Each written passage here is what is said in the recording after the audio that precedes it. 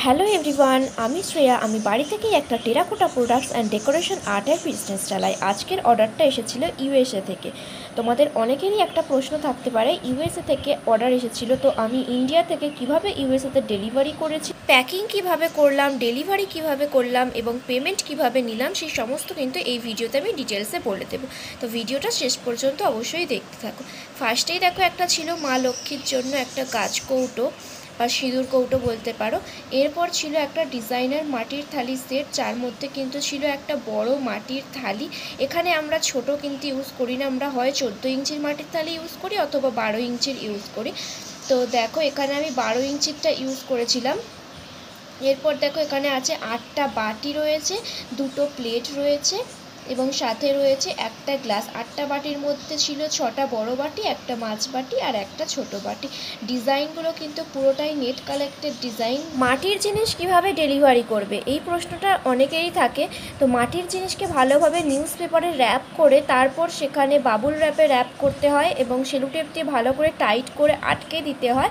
তারপর যত সম্ভব খড় আমরা ইউজ করি, এখানে খড়ের ছোটো ছোটো টুকরো বড় টুকরোর মধ্যে দিই। তারপর বক্সের ভেতরে থার্মোকল প্লাস খড় দুটোই আমরা ইউজ করে তারপর প্যাকিং করে পাঠাই।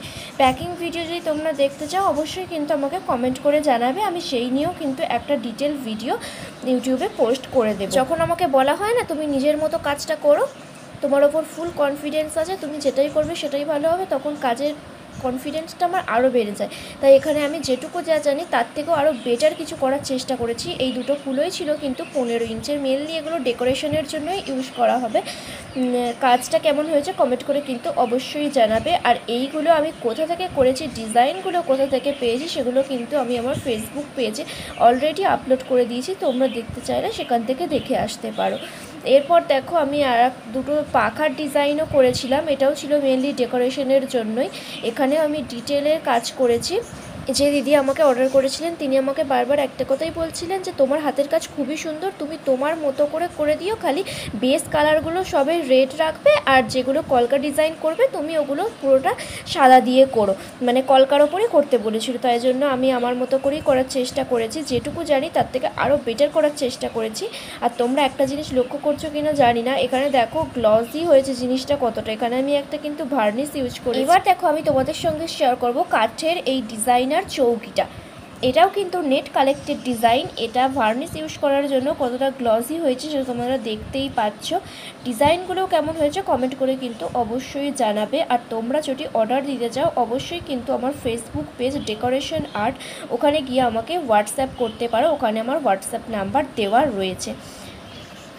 এরপরে দেখো, আমি বরণ ডালার যে ডিজাইনটা সেটাও তোমাদের সঙ্গে শেয়ার করে দিচ্ছি। এটা ছিল বরণ ডালার যে কুলোটা হবে সেটা। এখানে আমরা 17 ইঞ্চির একটা কুলো হয় সেটা ইউজ করে থাকি। এগুলো কিন্তু সবই নেট কালেক্টেড ডিজাইন।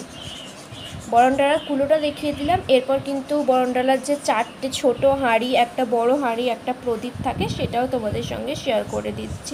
কলকার ওপরেই করার চেষ্টা করেছি। আর মাটির যে জিনিসগুলো সেগুলোতে ভার্নিশ ইউজ করে দিয়েছি। কোনো রকম খাবারের জিনিসে কিন্তু আমি ভার্নিশ ইউজ করি না। একটু আগেই তোমাদের মাটির থালির ডিজাইন দেখালাম, সেখানে কিন্তু আমি কোনো রকম ভার্নিশ ইউজ করিনি, যেহেতু ওটা খাওয়া হবে ওখানে কিন্তু কোনো রকম ভার্নিশ ইউজ করার দরকার নেই। ভার্নিশ যেহেতু অনেকটাই ক্ষতিকারক, ওটা দরকার নেই ইউজ করার। আর ছিল একটা, দেখো কি বলবো, এটা কার্পেট টাইপের বলতে পারো। এটাতে মেনলি এখানে লিখতে বলা হয়েছিল একটা হার্ট শেপের মধ্যে রায়ানের শুভ অন্নপ্রাশন, সেটাও লিখে দিয়েছি আমি।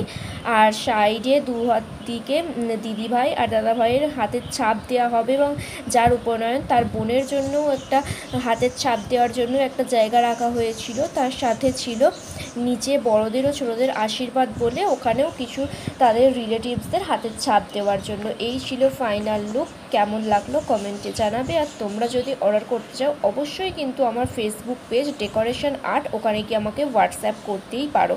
আর তোমাদের একটা কোশ্চেন ছিল যে আমি অর্ডারটা ডেলিভারি কিভাবে করলাম। ইন্ডিয়াতে দিদিভাইয়ের লোকেশন ছিল গড়িয়াতে, তো তিনি এখানে ইন্ডিয়াতে আসবেন বলেছিলেন, তো তখনই আমাকে ডেলিভারি করতে বলা হয়েছিল। তাই আমার ডেলিভারি করতে বা পেমেন্ট নিতে কোনো রকম অসুবিধা হয়নি। তিনিই পার্সেলগুলো নিয়ে আবার ইউএসএতে ফিরে গিয়েছিলেন।